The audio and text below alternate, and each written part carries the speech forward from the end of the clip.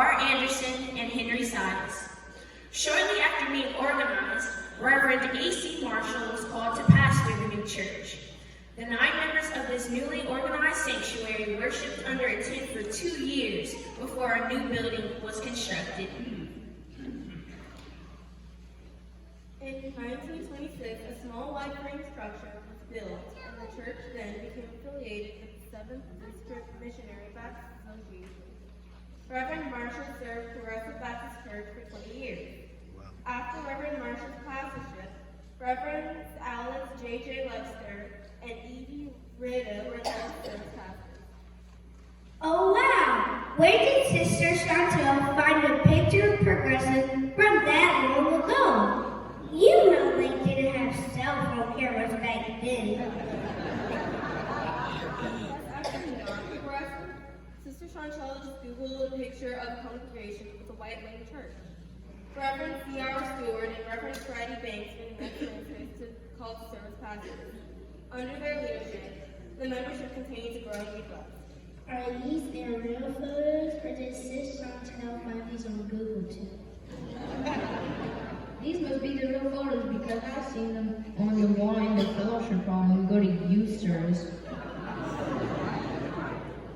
The next pastor was Reverend Raymond Smith. In 1953, the existing building was renovated to a larger house of worship to accommodate foreign membership. Several years later, the church purchased property for a graveyard and property on Gallery Street to construct an house of worship. During Reverend Raymond Smith's pastorship, the exit now facing Gallery Street was constructed. A graveyard?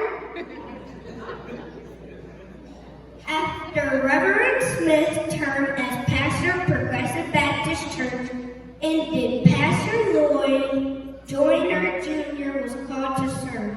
Hey, I know that one. That's a great picture of him. Shh, please let her finish. We finally got to the modern times.